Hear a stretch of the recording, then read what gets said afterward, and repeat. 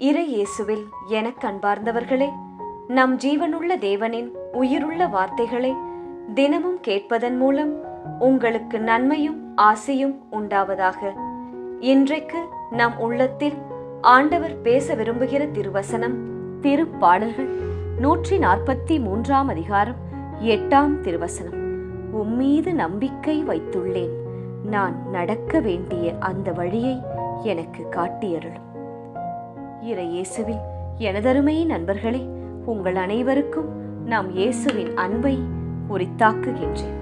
இன்றைய புனிதராம் புனித பீட்டர் நொலாஸ்கோவிடம் நமக்காக இறை இயேசுவிடம் பரிந்து பேசி அவரின் மேலான இரக்கத்தை பெற்று தரும்படி ஜெபித்துக் கொள்வோம். நண்பர்களே, அனைவரும் மகிழ்ச்சியாய் இருக்கின்றீர்களா? ஆண்டவரை தேடுகிற பிள்ளைகள் கட்டாயம் உங்கள் உள்ளத்தில் மகிழ்ச்சியோடுதான் வாழ வேண்டும். நம் ரோசரி பிரேயர்ஸ் குடும்பத்தாருக்காக அனுதினமும் தவறாமல் ஜெபிக்கின்றேன். இன்றைய வசனம் ஒரு அழகான குட்டி ஜெபம். அது என்னவென்றால், ஆண்டவரே, உம்மீது நம்பிக்கை வைத்துள்ளேன், நீர் நான் நடக்க வேண்டிய அந்த வழியை எனக்கு காட்டியருளும் என்று கூறுகிறது. என்றும் கூட உங்கள் முன்னால் பல வாசல்கள் திறந்திருக்கலாம். எதை தேர்ந்தெடுப்பது, எந்த பாதையில் நான் செல்வது என்று நீங்களே முடிவு செய்யாமல் ஜெபத்தில் வைக்க வேண்டும். குடும்பமாய் ஜெபமாலை செய்ய வேண்டும்.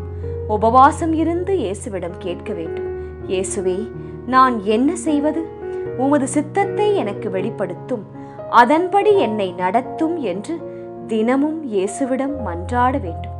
அப்போது குடும்ப காரியம், அலுவலக காரியம், இவற்றில் நீங்கள் எடுக்கும் முடிவுகள் ஞானமாயிருக்கும்.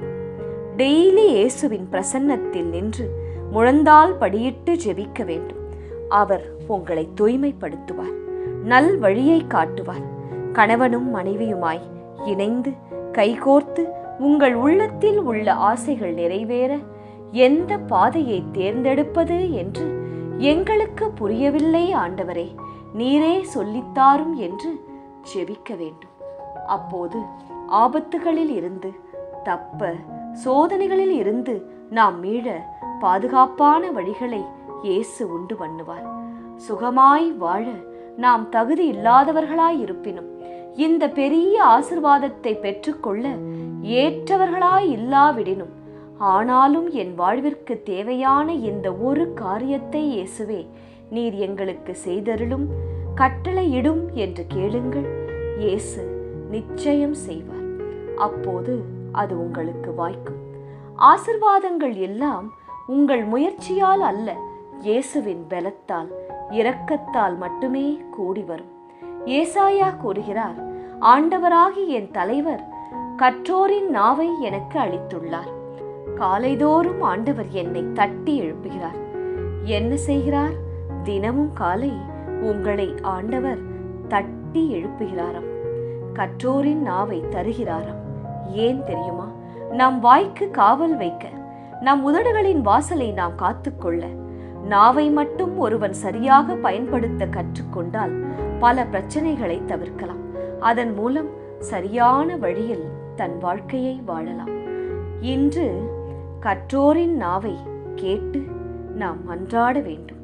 ஜெபிக்கலாமா? இயேசுவே, உம்மீது மட்டும் என் நம்பிக்கையை வைக்கின்றேன். தினமும் என்னோடு பேசும். நான் நடக்க வேண்டிய பாதையை எனக்கு தெளிவாய் காட்டும். சரியான வார்த்தைகளை ஞானமாய் நான் பேச எனக்கு உதவும். உம்மீது நம்பிக்கை வைத்துள்ள நான் நடக்க வேண்டிய அந்த வழியை காட்டி, கற்றோரின் நாவை தந்து என் நாவை அடக்கி நல்லதொரு வாழ்வு வாழ எனக்கு துணையாய் வாரும் இயேசுவே. ஆமென்.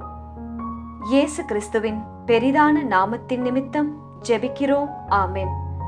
ஒவ்வொரு நாளும் உங்கள் உள்ளத்தில் ஆண்டவர் பேச விரும்புகிற இறை வார்த்தையை தெரிந்து கொள்ள ரோசரி பிரேயர்ஸ் சேனலை சப்ஸ்கிரைப் செய்யுங்கள். மேலும் உங்கள் நண்பர்கள் மற்றும் உறவினர்களுடன் ஷேர் செய்யுங்கள். நன்றி.